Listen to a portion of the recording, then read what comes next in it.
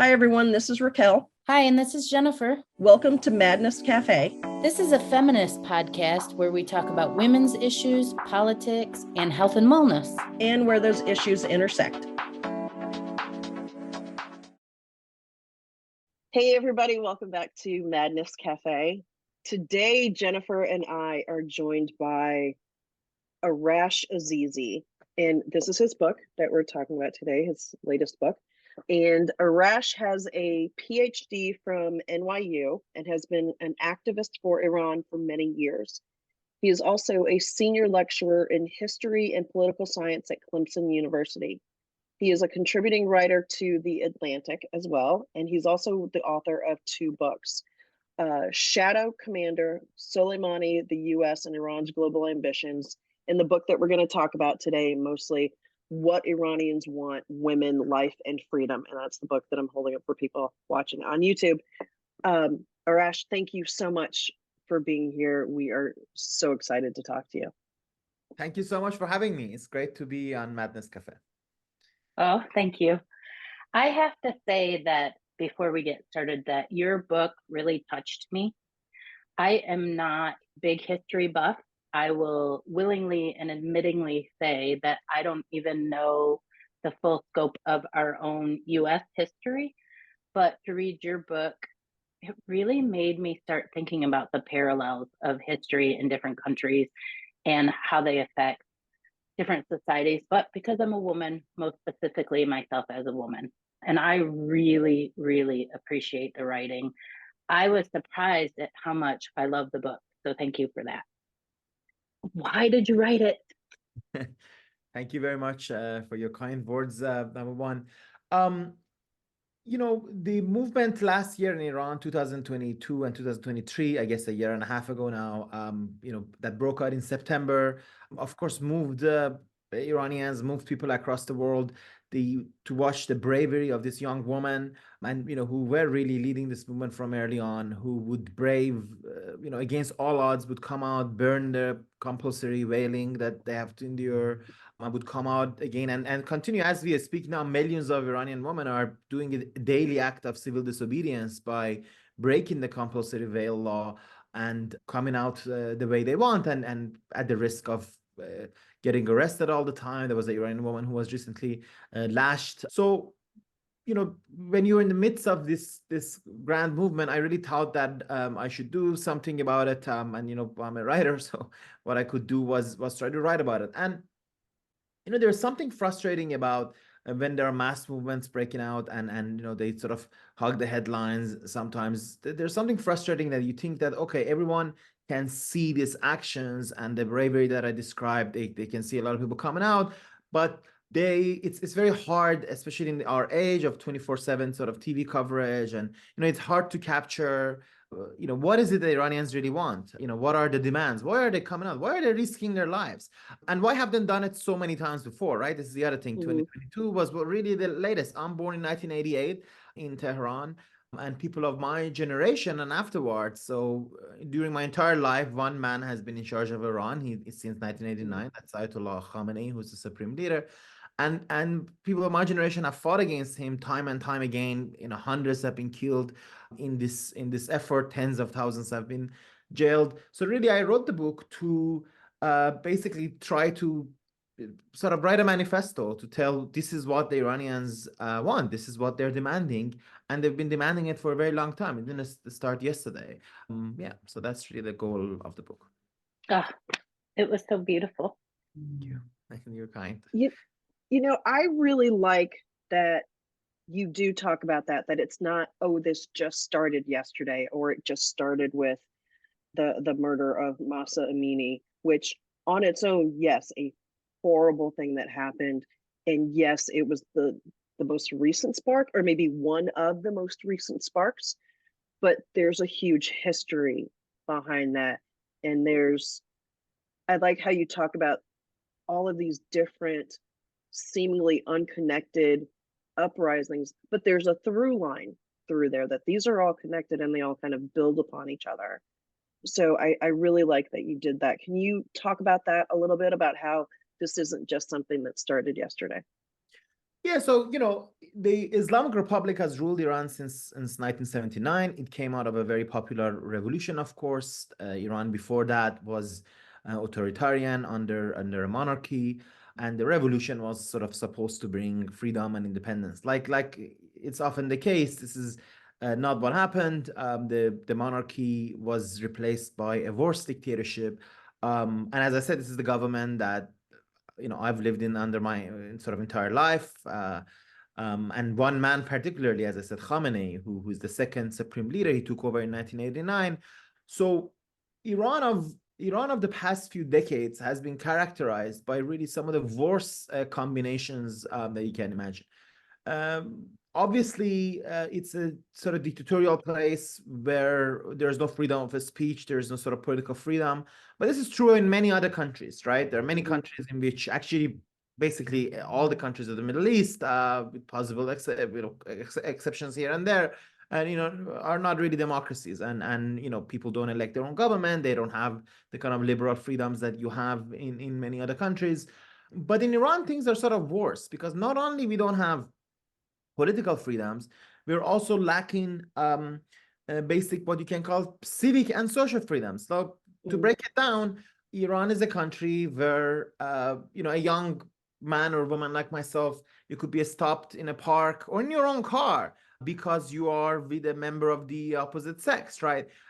Basically a young man and woman just sitting in a car, just if they occupy the same car together, could be stopped, let alone if they hold hands or anything like that. Of course, for women, the compulsory veiling, that they have to cover their heads, but it is also just the most sort of obvious sign of oppression. I mean, it's not just the veiling, right? I remember growing up, my mother was a filmmaker, my auntie was an engineer. These are women who were leaders in their own fields, and but yet in society treated them worse than second-hand citizens. Their testimony in courts would be considered half.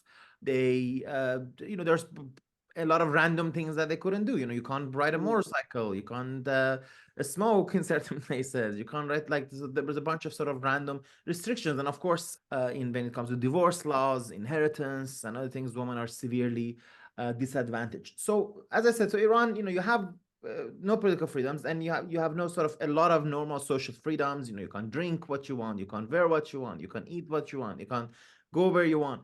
You can't, if you're a musician. Oh, here's another random ban in Iran. Women are not allowed to sing. If a single act of, if one of you here just starts singing a song now, that would be illegal. Something as simple as you singing 2 lines of song, it's illegal. In fact, on Iranian television, most kind of music is discouraged. A showing of a musical instrument is banned. So, these are sort of a bunch of really random things. And then to add to all of this, Iranian economy has also really, really sort of got destroyed in the last decades. Now, a lot of that is due to the sanctions imposed by the United States, but they were also imposed due to the choices that Islamic Republic made in the region, in its foreign policy. The kind of an enmity with the world is one way we're putting it, that, it keeps trying to fight everybody, keeps wanting to destroy certain countries, and really not follow sort of a policy of peace. So there's a lot. So each chapter of the book goes through a different topic, right?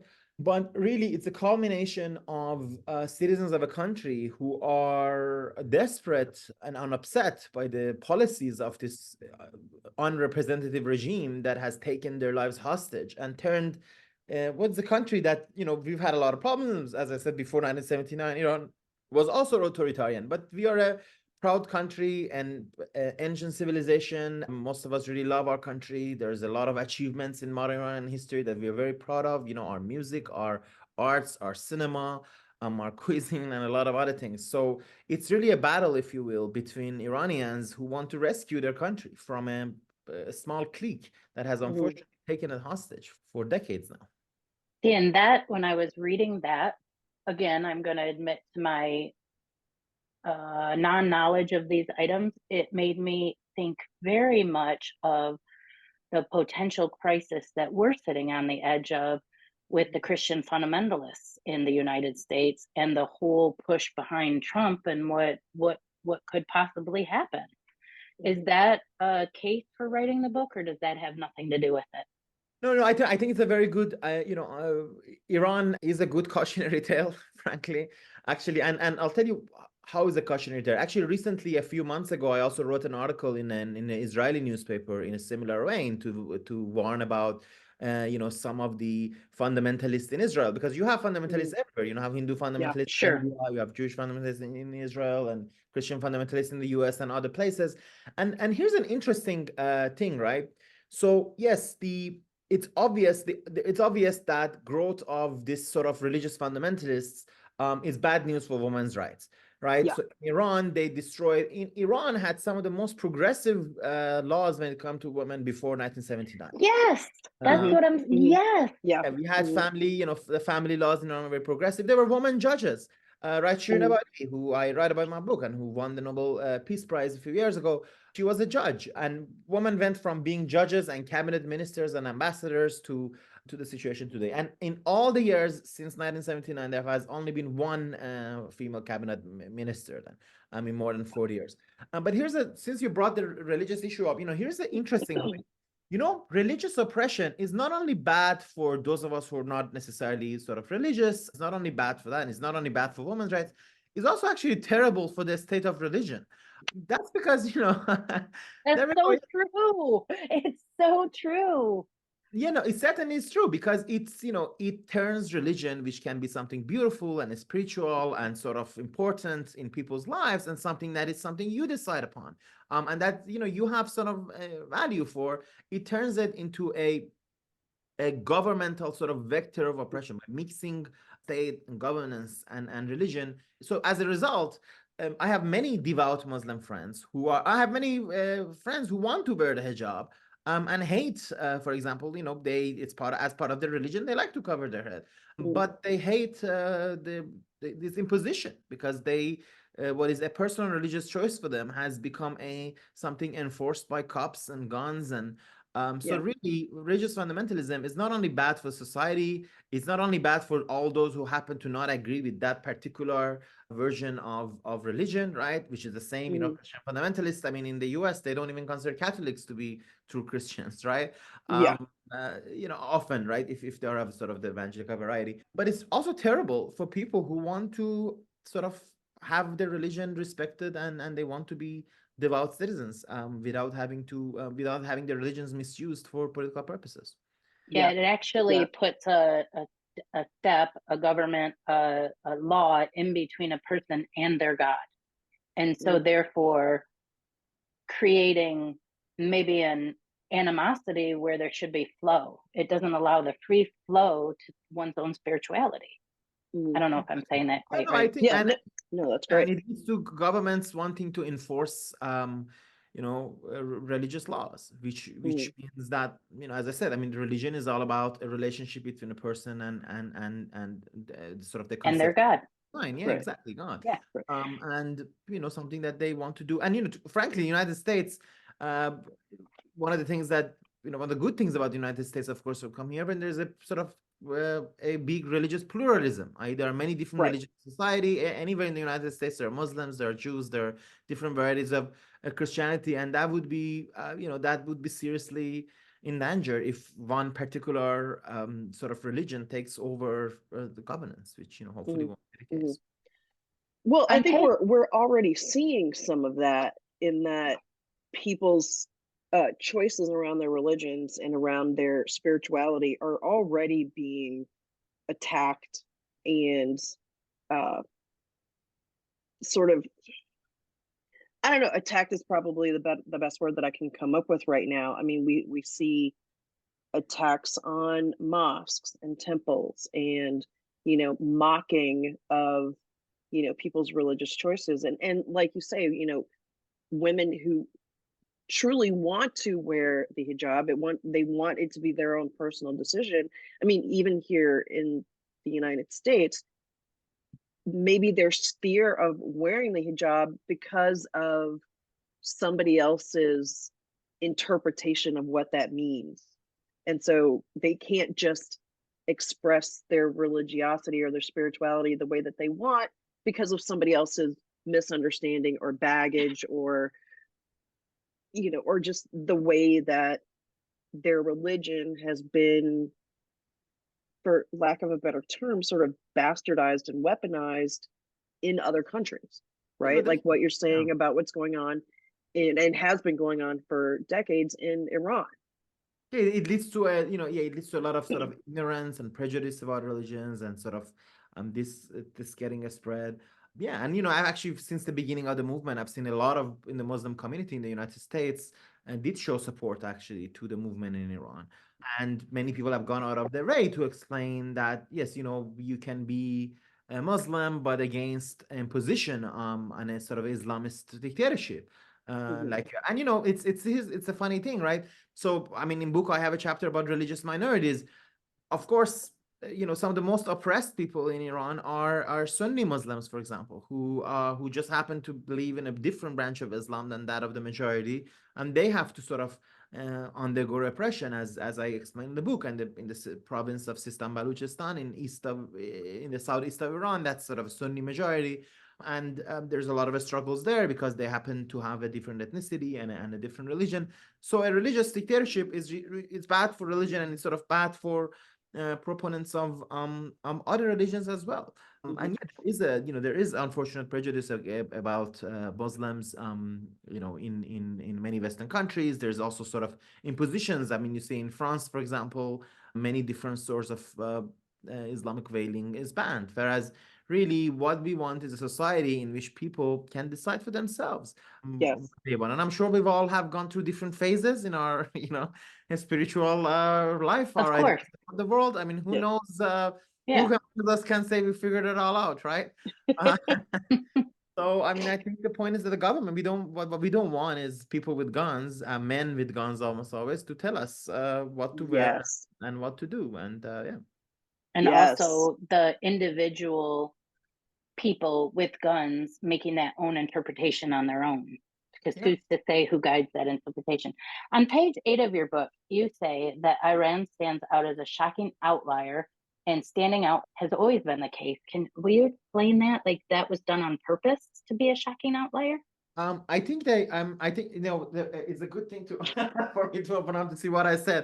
I think I was talking Okay. about I think I was talking about the regime there, right? What, you don't Yeah. have this whole book memorized? Come Yeah. on. From my Yeah, no, I memory, see. Yeah, from shocking my, outlier is the standing yeah. out has always been the point. Yeah, I really love that sort of you use this phrase, because yes, what I meant here is that the regime, right, in 1979 that came to power like a revolutionary regime, wanted to offer a new mode of life that wasn't right. This is the Cold War, right? The point was, we're not like capitalists, we're not like the socialist states like the Soviet Union, we are something else. In effect, however, when we look at it from 2024, this outlier has been, not something positive, but something sort of depressingly familiar in many ways, right? The Islamic Republic oversees a corrupt capitalist economy, sort of hyper capitalist in many ways, where there are, corrupt big corporations who run everything, and there you don't even have the sort of the spirit of equality that came with the revolution 79 and really did show itself maybe in the 1980s, where there was a lot of solidarity in society and also a lot of repression. So I think the standing out there that I talk about is about the women's rights, though, where Mhm. I mean, things that I just said in this conversation, I'm just thinking how bizarre it is. Where in the world would women singing be banned in 2024? What is the government that is threatened by women riding a motorcycle? And this is not just theoretical. I mean, I know women who've been arrested because they were riding a motorcycle, or women dancing. Yeah. There was this beautiful young woman recently, just a few years ago, who all she did, and she wasn't even political. She published videos of herself dancing on Instagram, dancing to music of the type that I'm sure if you go on TikTok, you'll see from all over in the world. These days, whenever I'm passing in a mall or whatever, there's usually an iPhone set up and people are dancing in front of it, right? This young woman was not only brought to jail, she was brought to national TV to make a humiliating confession. I mean, this is the sort of sadistic government that Iranians are facing, and really the kind of repression of women in Iran is, I think, the only parallel that I bring is the terrible regime of Taliban in Afghanistan Mhm. next door. But you know as terrible as the repression is, I wrote the book to also show the resistance of Iranians to it, right? So the book is really tries to show the beautiful, persistent, and really awe-inspiring, as I said, resistance of the Iranian women who keep on fighting against these conditions and seem to never give up, which is really Wow. inspiring. And I think it's so important that you bring that up, that there's this resistance that's happening and that has been happening. There's a history of resistance uprising from the people in Iran. And you used a word earlier about the current government. You said it's unrepresentative. That's right. And I think it's really important that pretty much anybody understands that, especially for us, for Westerners, for people in the States who, as a country, we are not taught anything about Iran really in school. So, but I think it's important for us to understand that what we see in the news as far as the government of Iran and the repression that's not the people of Iran. That's right. Right? The people of a country are not necessarily the government, right? And I think it's important that you talk about that.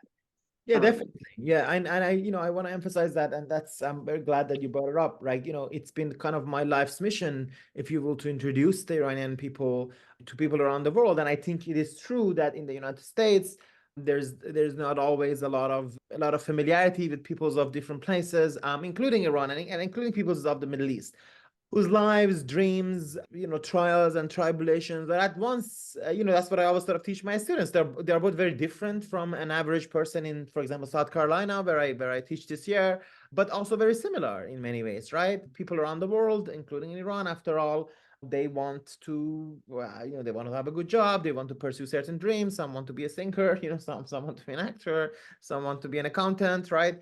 So in many ways, there are sort of similarities there. And I do believe, I'm really a big champion of what I call people-to-people relations between countries. I think it's really important and it's unfortunate because of the sort of sanctions that have been imposed by the US and other countries, people-to-people relations have also become difficult. The United States has hundreds of thousands of Iranian students. Pretty much any engineering department in any sort of university that you go to has Iranians. And I hope that, when Americans think of Iran, they can think of them as this sort of people in their own cities that they can go and hang out with and get to know. I mean, like the others, we have the good and bad and the ugly, right? But certainly, as a nation, we have a lot more to offer than you can get from this unrepresentative government. Absolutely. On page 202, this struck me. I wanted to read it out loud.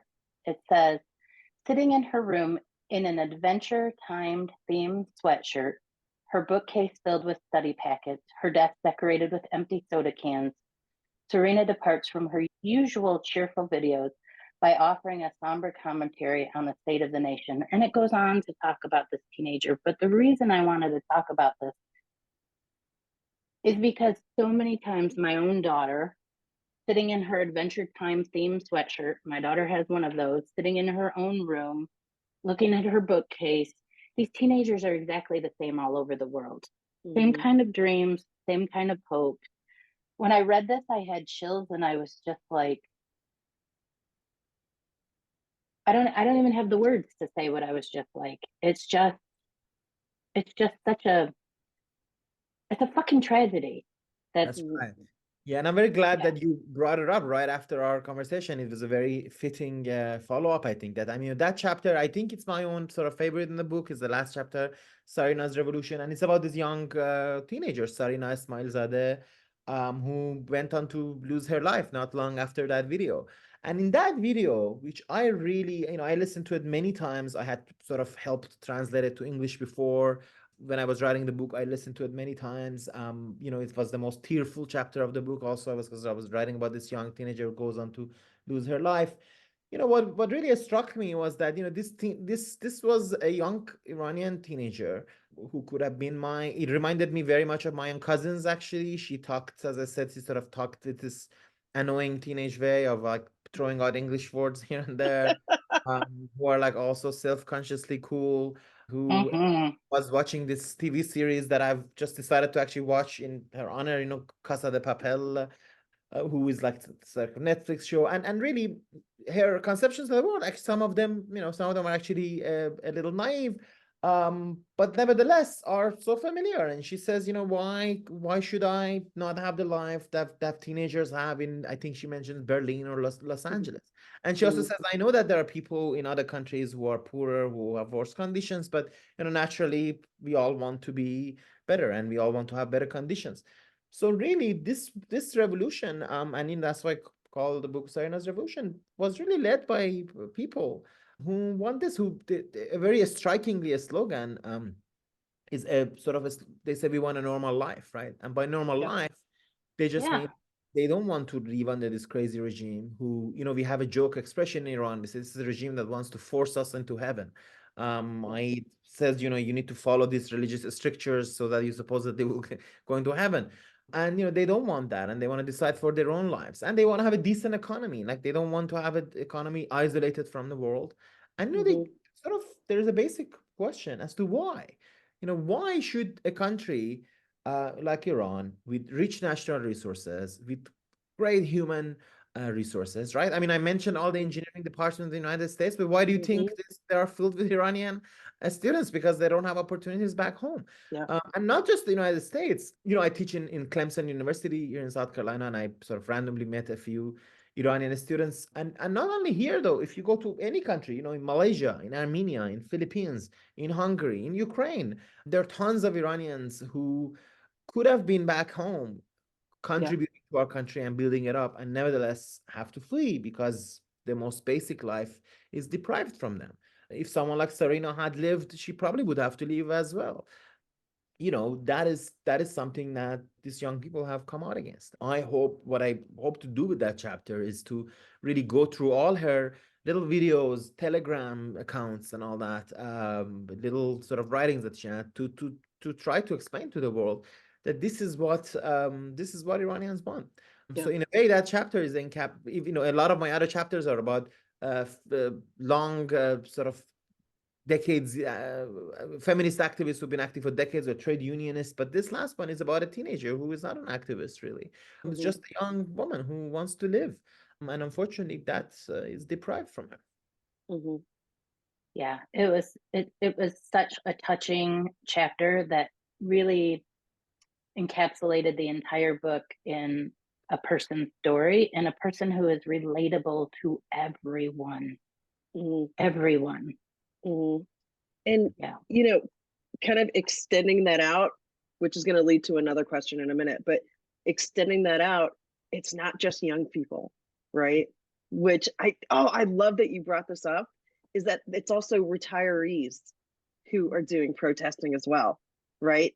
It's it's it's basically it's the society in general. Like it's not just the young kids and they're with their vim and vigor and youth, and it's everybody. You've got retirees who are out there who are protesting, and they've got more time to protest now, so they're out there doing it. So I thought that was really interesting that you brought that up in toward the end of the book as well.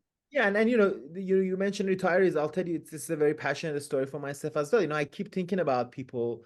I mean, because of the collapse of the Iranian currency, can you imagine? All of us have some retirement plans. I'm already ready at 36. You got a Good. ways to go. Who wants to work? It only takes one season of grading papers for you to plan your retirement, right? Well, then we all have our plans, we have a little savings. Can you imagine what would happen if someone tells you, okay, you have, I don't know, you have $100,000 saved somewhere. This would be worth $5,000 in 2 years. That's what has happened to Iranian savings, right? People who had saved all their lives, all of a sudden, so this plummeting of the economy and the life that there's this beautiful Iranian film, Layla's Brothers. I have a sort of long essay that I wrote about it. It's coming out in the Journal Liberties. Um, and the main character of the film is this old man, and I sort of keep thinking about his life. People who worked so hard all their lives and now can't have a decent retirement. So and in this, on top of a regime that, this means in the last few decades they had to live they had to live through a revolution, a war, a kind of repression, and they're probably their kids or someone they know being in jail. And now that they're in retiring age themselves, they're faced with this, with economic collapse and even a society, as I said, that doesn't give them the most basic. So it's definitely true that it's not just the young people, and Mhm. really retirees, and also everyone in between. And one of the retirees that sort of you mentioned, there were the people protesting, saying leave Syria, do something for us, sort of protesting Mhm. Iran's Yeah. military interventions in Syria. And again, tells you a lot. The country that doesn't take care of the most basic needs of its own citizens, yet it expends all of our resources in Mhm. military adventures abroad, or wanting to destroy Israel, or wanting to intervene in Syria. It really tells you a lot about how this is sort of failing us as a country. Mhm. Again, I Mhm. can see a parallel maybe being drawn in Yep. some ways to the United Yep. States in that regard. Well, I mean, And I think many people, yeah, I think it's definitely that people protesting the military adventures abroad, certainly, has happened a lot in US history. I think it Mhm. was, happened a lot during the Vietnam War, right? And I think a lot of people around the world ask, why should our country go around, doing military adventures where we have serious problems at home? Mhm. military adventures is such a kind way to put it, when in a lot of ways it's like military devastation around the Yeah. world. Yeah, they Yeah. and definitely in the Iranian interventions in Syria kept this dictator Bashar Assad in place in Damascus. They sort of Mhm. kept him in power and killed really helped kill hundreds of thousands of Syrian civilians. That's right. Mhm. Well, and that results too in a radicalization in one of two ways. Either, people rise up and protest in and using that for good and saying, hey, we want freedoms for our people and we want to be able to live our lives fully. Or you have people who are radicalized and become militarized and violent and sort of, hold this violent action to heart Mhm. as a way to react to the military adventures, as you say. Yeah, no, I think it's a very good way of putting it. It's true that it can sort of become uh, it can become sort of point of identity for people and a Hmm. distraction, right? They say, oh, we don't have Hmm. enough to eat, but the government is going around the Arab world, especially because sort of our traditional neighborhood and sort of rivals. Oh, and my first book was about Qasem Soleimani, this Iranian general who led a lot of these adventures. So people can be like, oh, great, Soleimani is around the region doing things, so maybe we'll be into that. But it's a striking that in Iran, it's mostly the former. I mostly Hmm. this adventures have led mostly to people protesting them, and people really remarkably not falling for this sort of faux nationalism that the government wants to spread, and that they're saying, no, it's we don't. I think most Iranians honestly want a country that is just at peace with the world, right? They Hmm. don't want a country Hmm. that is fighting everyone all the time. Hmm. That doesn't mean that it's like when it comes to many other issues, sure, Iranians can have a variety of opinions of what's going on around the world, whether it's good, whether it's bad, but they want peaceful relations with them, right? It's not Yeah. our job to want to change things in other countries, and certainly I mean, in the Iranian case, it's also for the worst, right? So Yeah. we want peaceful relations with the world. It would be my dream for Iran to have good relations with the United States, but with Israel, but with also all countries of the world. That does, and that of course will continue to criticize other countries as Iranian citizens. But for our governments, the job is to, as I said, facilitate a basic diplomatic and trade relations so people can continue their lives and they can have Hmm. conversations like no, like we're talking now, right? That they Hmm. can have some people to people contacts, which I really am a big fan of, as I said earlier. And it's I always try to encourage my students to sort of travel abroad when they can, or read a book from somewhere else, or listen to music from somewhere else, because I really do think it helps. It helps a lot when people of different countries get to know each other better. oh yeah, get out of your bubble a little bit. Will you tell us a little bit about the line women, life, freedom? For sure. Yeah. So this slogan was originally, revolutions usually borrow slogans from each other sort of creatively. And, Iranians have been inspired and used this slogans and experiences from many places, including from the civil rights struggle in the US, the struggle against apartheid in South Africa. There's sort of many other examples, but this particular one was borrowed from the Kurdish struggles of the Kurdish people in Syria and Turkey, particularly.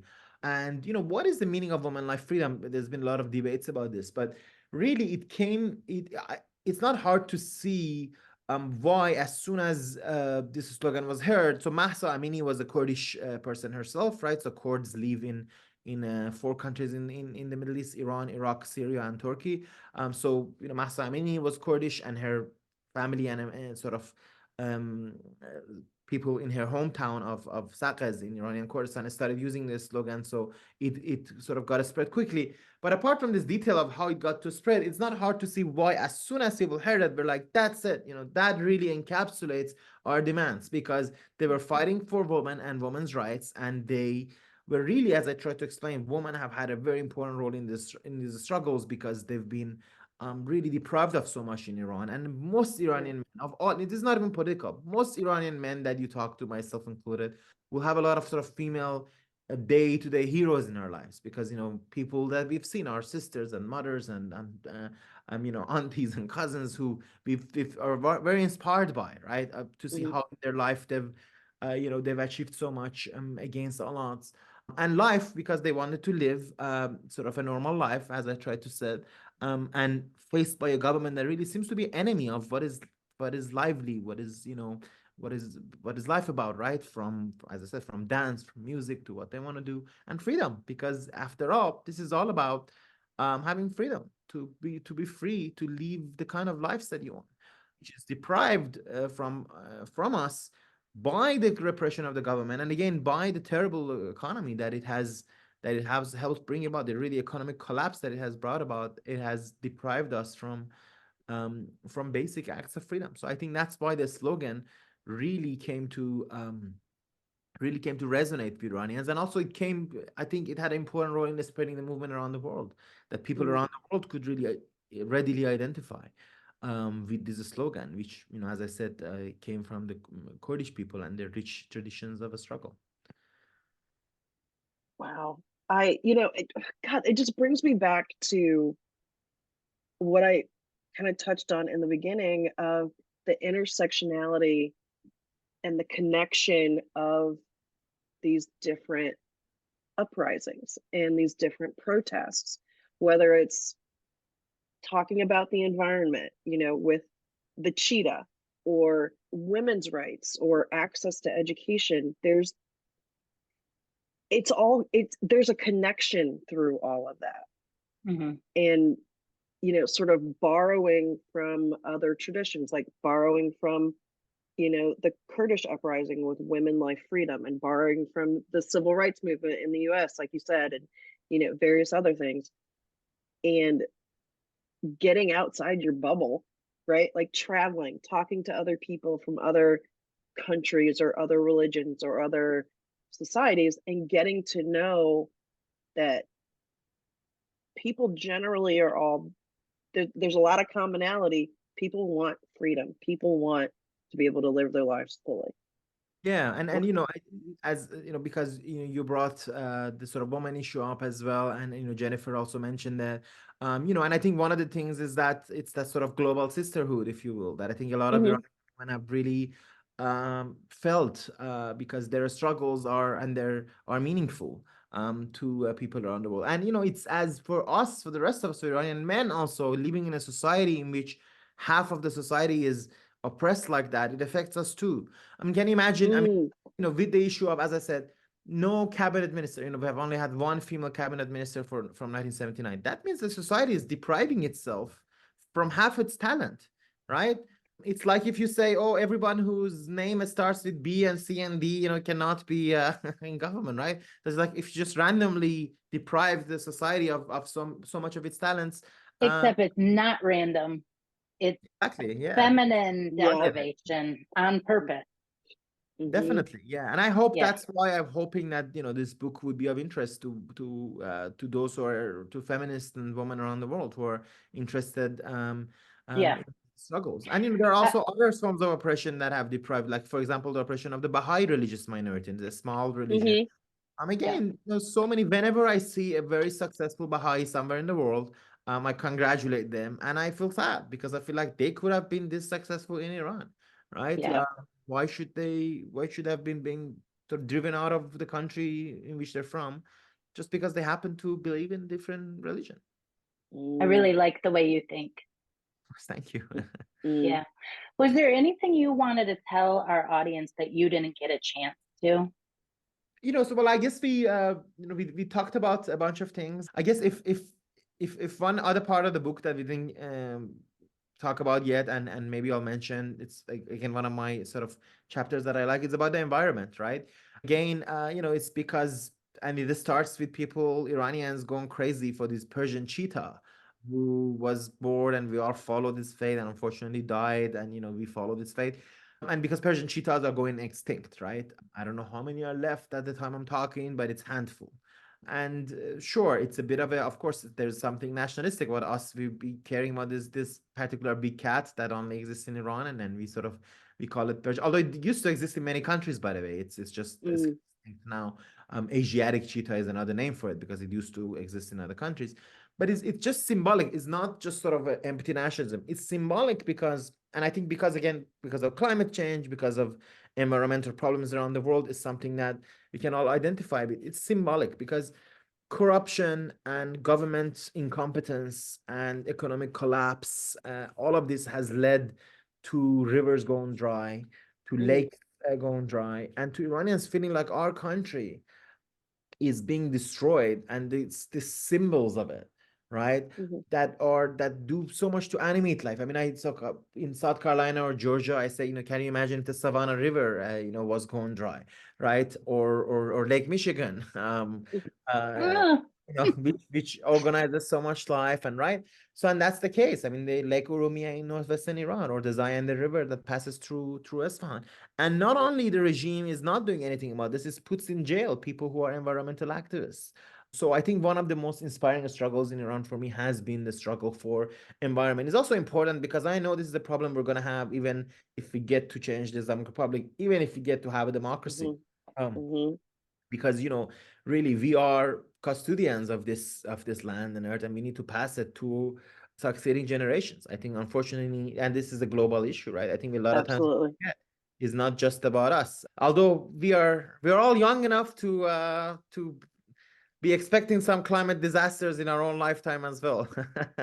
Yeah. But we certainly have a duty to leave the earth better for the next generations, right? And I think we've seen that as a result of, as I said, government incompetence and corruption, the environment in Iran is even getting destroyed.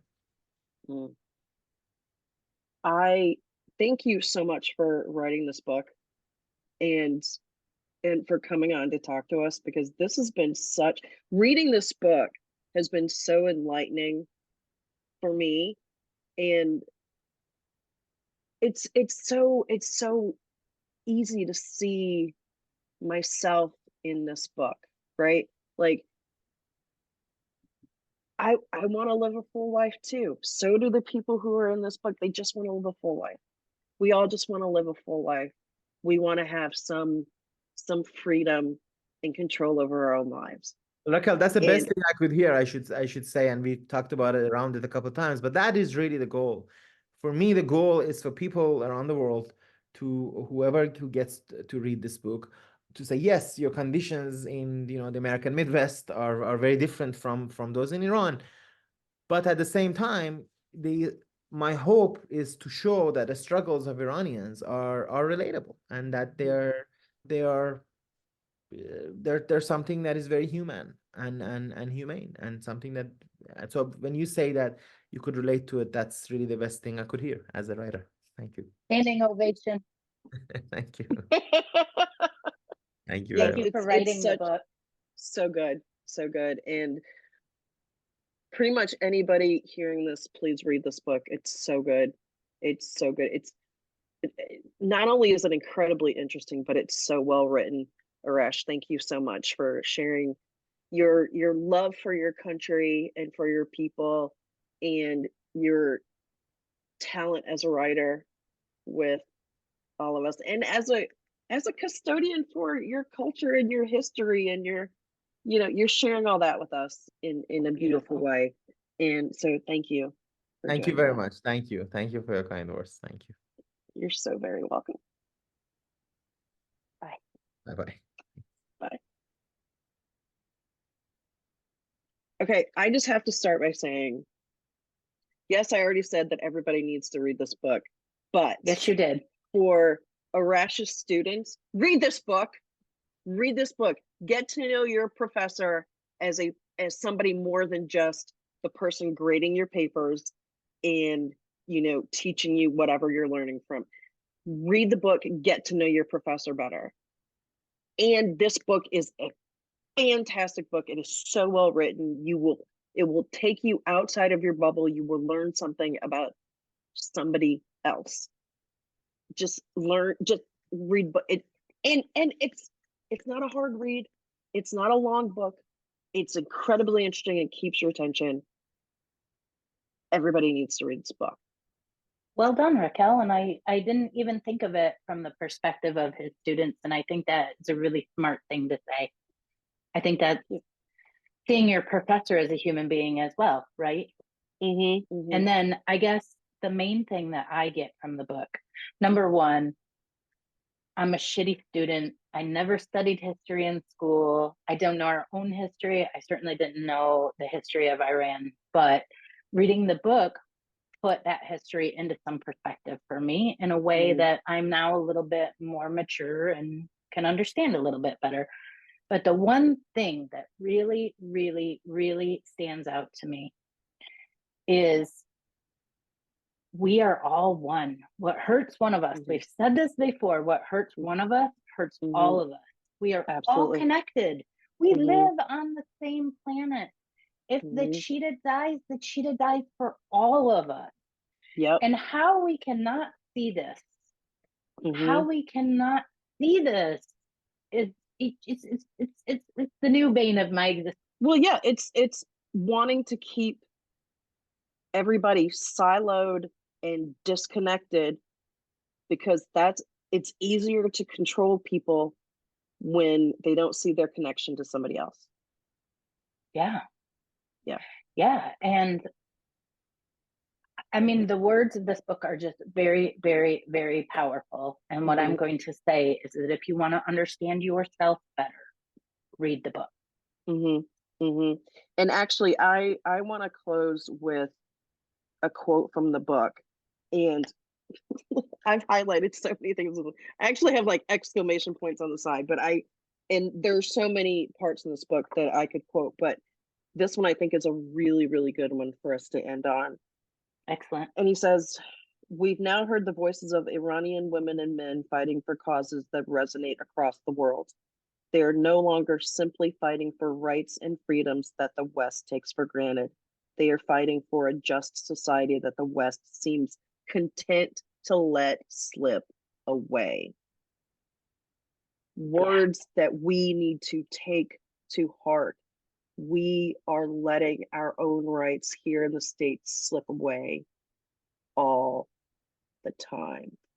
And as Arash said in the beginning, look at Iran as a cautionary tale. Pay attention, people. Pay attention. Thanks, Raquel. You're welcome. Thanks, Bye. Jennifer. Bye. Thanks, everyone, for listening today. We will be back with more Madness Cafe next week. You can find us on Instagram at Madness Cafe Podcast or email us at madnesscafepodcast@gmail.com. Bye.